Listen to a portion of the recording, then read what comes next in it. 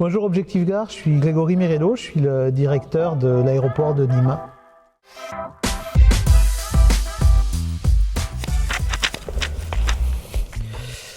Eh bien, Objectif Gare, on vous laisse dans l'aérogare 5 minutes. C'est un studio de cinéma ici. L'année 2022 a été une année importante pour l'aéroport de Nîmes. C'est l'année où on a pu retrouver le chemin de la croissance de notre trafic. On avait connu l'année 2021 où on avait pour objectif de retrouver toutes les destinations qui étaient jusqu'alors proposées au départ de l'aéroport de manière régulière. Et en 2022, on a accéléré cette dynamique, on a accru la fréquence que l'on avait au départ de Nîmes sur les villes que l'on desservait et on a surtout ouvert deux nouvelles routes. Une route entre Édimbourg et Nîmes et une route entre Dublin et Nîmes. Aujourd'hui, on est très satisfait de la manière dont ces deux lignes ont fonctionné durant l'année 2022. On a des coefficients de remplissage qui sont au-delà des attendus que l'on avait et la preuve en est, on projette déjà l'année 2023 avec la présence de ces lignes qui est reconduite et qui permettront de nouveau de retourner sur Édimbourg et sur Dublin.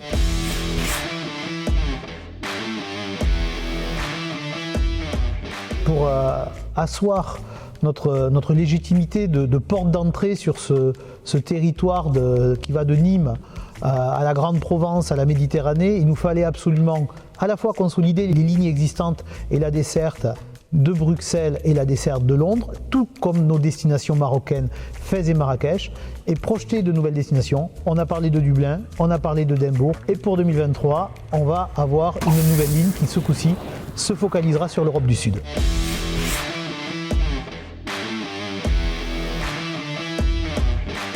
Une ligne sur le Portugal et plus précisément sur Porto qui va nous permettre finalement d'avoir ce maillage autour de l'aéroport et de desservir l'Europe du Sud et de permettre aux communautés portugaises de pouvoir venir à Nîmes, découvrir la romanité, découvrir tout ce que l'on peut proposer et aussi permettre à des familles nîmoises de pouvoir aller découvrir le sud du Portugal.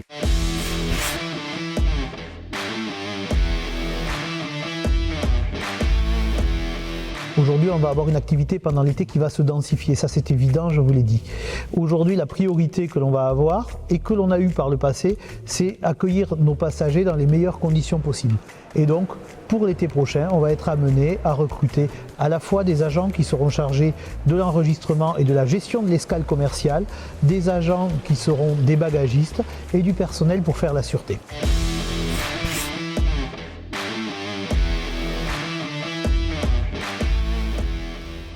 Aujourd'hui, à travers la nouvelle délégation de service public que Nîmes Métropole a confiée à EDIS, la priorité est de replacer le passager au cœur du circuit et de son cheminement et de son voyage. Après une année 2022 où on a réaménagé l'espace qui était public et que l'on a derrière nous avec les stickers de la Maison Carrée, avec également une représentation et du pont du Gard et des arènes de Nîmes. On va aujourd'hui s'attaquer à toute la zone qui va être dans le parcours passager, qui va être simplifiée. On va agrandir la zone qui va être dédiée au contrôle sûreté. On va également aménager plus de 120 mètres carrés de boutiques duty free qui va permettre de mettre en valeur aussi les produits de notre territoire, puisque la volonté commune que l'on partage avec notre délégante, c'est pouvoir mettre jusqu'au bout du parcours passager en avant l'excellence des produits que l'on retrouve sur notre territoire. Et également, on va travailler autour de la zone arrivée avec un agrandissement très notable de la zone d'attente avant de passer les formalités douanières pour que les passagers qui arrivent puissent attendre dans des meilleures conditions, même si on le sait bien, on a plutôt une météo qui est clémente ici. Qu'on ait un petit peu de visibilité, qu'on puisse avoir un peu de sérénité, et qu'on puisse finalement déployer l'ensemble des mesures que l'on a prévues, aussi bien pour accueillir nos passagers que pour développer notre réseau. Merci et profitez de votre aéroport.